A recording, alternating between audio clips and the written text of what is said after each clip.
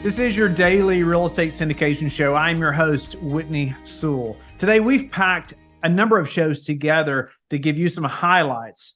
I know you're going to enjoy the show. Thank you for being with us today. Our guest is Ken Wimberly. Thanks for being on the show, Ken. Thanks so much for having me. I appreciate it. I look forward to this conversation. You are what's called a multidisciplined entrepreneur and have over 15 different streams of income, including 4 operating businesses. I think that's kind of like the dream of most of us, right? Maybe we're going to hear a little more about that. He's taken a passion as a father and also has created an app for parents called Legacy of Love. He has over 20 years of experience in commercial real estate, but just has numerous entrepreneurial ventures and very successful. So, Ken, welcome to the show. Grateful to have you on. Look forward to hearing more about, just everything you've accomplished. So, but get us started a little bit. Give us a little background in this 20 years of commercial real estate, and I'd love to dive into some more of the just multidisciplinary entrepreneurship, that you've accomplished. Sure. Got in the commercial real estate business in late 2002, and my first number of years in the business were that as a land broker. Most of my clients were residential land developers that would go buy tracts from 50 to 200 acres, and they would land plan it, take it through zoning, planning, sell the lots off to home builders. And I was kind of their bird dog. I was their go-to guys out there assembling tracts for them. And that's all I did for probably the first 5 years of my business, is just go and find land deals for a handful of clients, and primarily on the buy side. Wasn't a listing broker or anything like that. I was just repping them on the buy side of deals, and did quite well in that part of the business.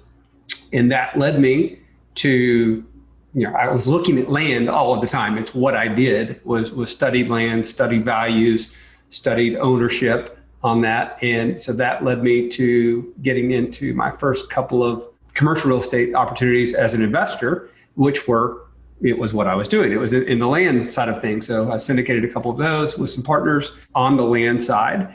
And then 2008, financial crisis comes, the equity markets, or certainly debt markets, shut down for most everything in commercial real estate, certainly in the land markets, and land just tanked and went dormant for a number of years. So spent a few years doing whatever I could, working on a number of different things in the brokerage world, including did a lot of bank REO work for a national, or a regional rather, Texas bank, did a number of REO dispositions for their bank.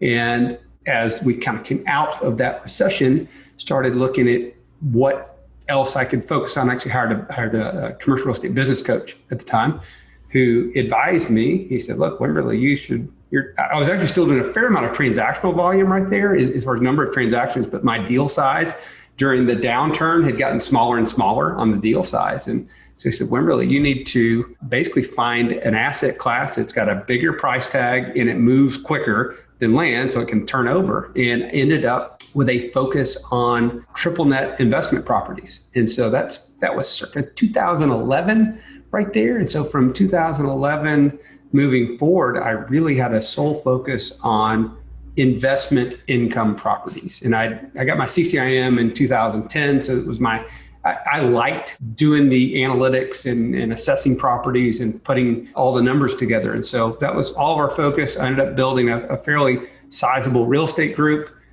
We scaled that business from about 8 or 9 million in annual volume up to over 100 million in annual volume. And as we were doing that, then my focus was all on investment income. And so I bought a couple of those kinds of properties as well, started investing in some other people's deals and putting some money there. So started slowly kind of building my own portfolio, my own wealth into that. The success in that led to opportunities through some other things. I opened up a Keller Williams franchise in Abilene, Texas, and started to grow that. We bought a building, put together a partnership that housed our Keller Williams office out there. And fast forward a couple years later, was getting into another shopping center acquisition, and that led me into the laundromat business. I was actually looking for a tenant for our building, a potential building right there, and came across a laundromat guy, and he assessed our building, said, man, this is a perfect laundromat location. And So I was trying to get them as an operator into the building, but eventually realized that he wasn't an operator. He was actually an equipment distributor, and he did not have an operator. So long story short, I ended up getting into that business with a couple of other partners. We opened up our first laundromat last September, in Abilene, Texas, in a shopping center that we had bought and put together.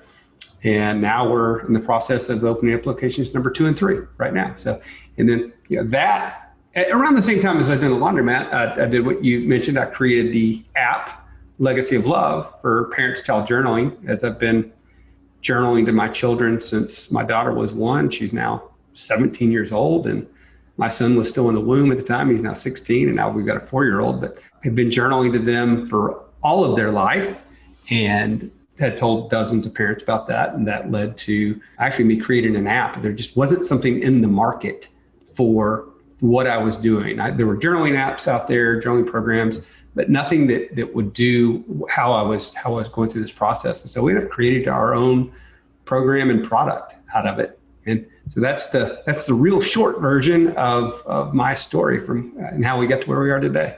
That's incredible. And I want to jump into some of the commercial real estate stuff there and some questions I have for you, just as an entrepreneur as well. But on the app itself, what does that do again? Like just, in a sentence or two, what's your goal there with that app? My goal is to help as many other parents as possible to capture the moments that are happening in their lives, or the memories they're creating, or the lessons that they want to pass down, so that they can later pass that on to their children, that can be passed on to their grandchildren and in future generations. I've come across more and more and more people that are like, it's the history of our family that is the real joy of life right there. And this is, me journaling to my children was a way for me to capture our history as it was happening. It was a way for me to save the high moments, the low moments, the good times, the crash of 2008, and the milestones that they've encountered in their lives. And so we created the app in order so that other parents could do that. They could document it with photos, videos, audio files, save voicemails, all of that, and create a beautiful digital timeline of their child's life. And that's what we created with Legacy of Love. I love that. And my wife and I recently, I didn't even know about this app, but we just started trying to record a video once or twice a month of just us talking about what our kids are doing. And like you said, highs and lows, different things we want to document, so they can just see us talking about it, 20 years from now and what they did. So that's neat. I'm going to look it up myself. Please. And so I want to jump into your career a little bit. I mean, I want the listener to listen to that again, or to hear, your path a little bit, because you started bird dogging land deals, and then you hired a business coach. And, as far as hiring that business coach, what was your thought process? What were you hoping to accomplish? And did it do that? Yeah, I had never had a coach prior to that point. And my business had kind of been fairly steady. I mean, even through the downturn, I did okay in business. We were making 6 figures or more each year, but it was steady. And what I was looking was, how do I get better? How do I improve? How do I improve myself? And really, it was shortly after I joined KW and the KW Commercial Network that I started hearing people from the stage that had really big lives, really big businesses. And all of them were talking about the value of mentors and coaches in their life. And so that's kind of what led me. So what did I want out of that? I wanted focus in my business, and I wanted some techniques and strategies and accountability to help me actually grow my business and to get to where I wanted to go. So my coach kind of helped me with goal setting, helped me kind of visualizing, hey, where do you want to be in the next 3 and 5 years right there? And then putting a plan in place to go get there. And then he'd hold me accountable to doing what I set with my plan. And it worked. It worked in a big way. Nice. So, and quickly, I think after that, or you talked about, he said, find a larger asset class that moves faster than land. And then also, you built a real estate group that went from 8 million annually to 100 million annually. And, give us some keys to making that happen. What caused that massive growth? A few things. First and foremost, I think, is focus. Focus in a niche in an asset class. For all of I had focused on land that first 5, 6 years in the business, and that was great. And I had a big business focused on that little asset class. And then for the next 3 or 4 or 5 years, I was more of a generalist through that downturn as things were right there. And when I refocused into one asset class, and the coach gave me that great advice of find something that has velocity in the market. Land can be a great asset class, but you can have a phenomenal tract of land as a broker. And it might take you 5 years to sell that phenomenal tract of land just because there's a really limited buyer pool for a particular location of land that has a particular use that's, from its zoning classification. In something like triple net investings or shopping centers or multifamily or the hotel industry, there's a lot of different asset classes that people can endeavor into that has a much higher velocity. And frankly, it's people from around the country or even around the world that invest in these kind of assets. So that was a big aha for me. And so we focused just on this narrow niche of products. And then we even niched down from there into 2 or 3 tenants. And that's what we really did. And so our team became experts in 2 or 3 tenants in this asset class and got to know the players in that business. We got to know the developers and the investors and the REITs that did it. And it was relationship based, like so many things in life. And we started establishing relationships with these folks, which led to more and more and more transactional volume that we were able to do. Our guest is Taing. Thanks for being on the show, Ing. Thanks for having me, Whitney.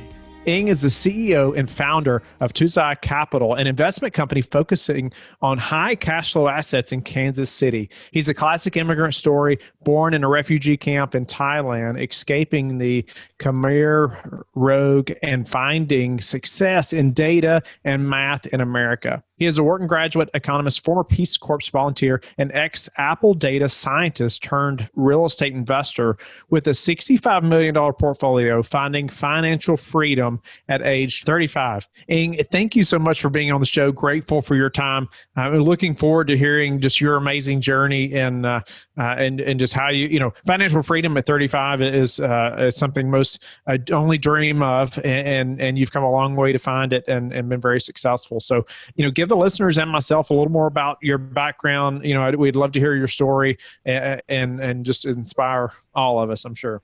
Well, thanks for having me on again. My story is, I think, unique, but not too unique for an immigrant. My parents I'm Cambodian, and my parents are born in Cambodia. And during the late 70s, there was a cruel dictator named Pol Pot. And I think after the Vietnam War, he was toppled out. But they conducted a pretty brutal regime, and they targeted intellectuals and Chinese Cambodians, which is normally what my ethnic background is. And so I, of course, didn't suffer through all that. I was a baby, but I was born in a refugee camp in Thailand and immigrated here when I was 2. And unlike some other Asian immigrants, my parents didn't even have a high school or grade school education.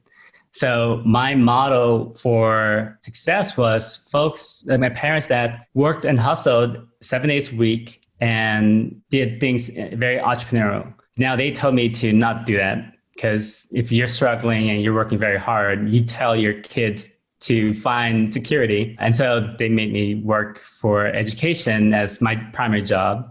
And I was pretty good at it, and I tested very well, and I was really good at math. And in fact, I actually day traded in high school, and I paid my way for Wharton and Penn, studying economics and finance, day trading, and then playing poker.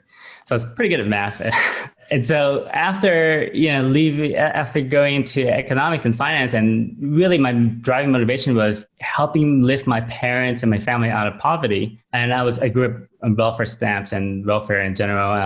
And it helped me gain a hunger, I think, that my peers didn't have. And as soon as I started making money out of college, getting into investment banking, I invested it in the financial market. And then the financial markets took a dive a few years after that, in 2008, 2006, 2007, 2008. And I realized that real estate was a much safer investment. And real estate was 1/3 the cost of what it was 2 years ago. So I started buying real estate after that. But that was part of my investing journey. But after being in investment banking and financial markets, I went to Peace Corps. It was another decision that my parents would not be so happy with. And because they were left a war-torn country and I was going to volunteer at another war-torn country.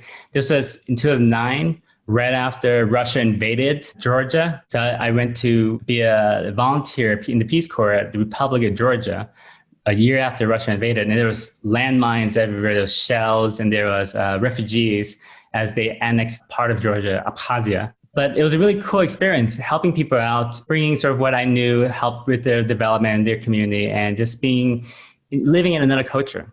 And I actually met my wife there. She's not Georgian. She's actually from Ohio. And as soon as I heard another American voice, it was like, wow, it was like serendipity. So that was a really cool experience. And, we moved out together and then moved back to Los Angeles, where I had to reingratiate myself into corporate America. And because I was in Peace Corps, you're making $200 a month, and that doesn't cover housing. So you have to pay for your own housing. Luckily, housing is very cheap there. But your Peace Corps experience is really about adaptability and flexibility. And I learned that in spades. And so going out of finance, getting into gaming, which is the next industry I went into, was a really cool experience because I love playing games. This case, I joined Riot Games and I worked on the game League of Legends. Potentially some of your listeners have heard of that. Very popular game. And I've been focusing a lot on analytics and data and understanding behavioral patterns of how, in the financial markets, how people consume and spend and what we can loan to them. That caused a subprime mortgage crisis a little bit, so apologies for that. But in gaming, it's all about understanding people's behavior on the gameplay and how to optimize it and make it a more rewarding experience. So it's a really cool transition, still using data and analytics and data science. And I just kept moving on to the next industry, the direct TV, where I got a window into how everybody consumes media. We negotiated for NFL Sunday Ticket, and we understood how many subscribers we could get because people really want to watch NFL Sunday Ticket and Red Zone. And that's a lot of understanding people's viewership patterns. By the way, all this time, I'm still investing in real estate. In fact, even in Peace Corps, I was buying apartment buildings, triplex and quadplex in 2009, 2010. And then finally, I left DirecTV, AT&T after AT&T merged with the company, joined Apple. And I worked on iPhone forecasts, which is very important because if you over forecast, then you have too much supply. If you under forecast, then you're not developing the factories at a capacity where you have shortfall, and then you have long wait times. And if you have long wait times, that could be seen as a good thing for, oh, cool, there's a lot of people wanting it. But then a consumer might want to then buy another competitor's phone because they don't want to wait 2-3 months to get the latest iPhone. And then I joined Apple Music within Apple, and I helped launch that and grow subscriber base by several tens of millions. And then finally, I led data science at Siri, where it's really cool to get trillions of data of information, understanding the whole interaction with an AI and trying to make it more usable and a better experience. And all the time, by the way, I'm still investing in real estate. And for the last 3 years, I've been buying bigger assets because I realized my time is very valuable, and buying triplex and quadplex does take a lot of time, and managing it takes a lot of time. And so I started to passively invest in other people's syndications, and then I started to buy it myself as I got more funds. And last month, I left Apple, and now I'm doing this full time, although I've been doing it for several years now. But this is, I am financially free enough to do this full time, and actually have one kid on the way. So it allows me to pursue my passions of family and real estate. Wow. Amazing story. I mean, it's amazing all the things you've accomplished, everywhere you've been. But then in addition to that, you've been investing in real estate at the same time. And I wanted to go back a little bit and say, like how did you first build even the wealth to start investing in real estate, and what was the first say piece of real estate? What was that? What was your desire? What was it that you invested in first? I save a lot. I struggle still, even with the income level I have, the wealth I have, to make a decision on a $20 meal versus a $10 meal. And imagine me in 20 years old, 21 years old, having an investment banking income and still struggling on a $4 or $5 meal. So I saved. I'm a prodigious saver. I've been always that case. My first deal was a short sale, and I went to the sellers directly to the listing agent. In fact, I've never bought real estate with an agent. So I've always went directly to the listing agent and tried to get a good deal from that perspective. And it was $126,000. We put 10% down, and then I lived in it a little bit, not the whole time, just to qualify for a really great rate. And then I still hold on to it. In fact, it generated 13% cash flow.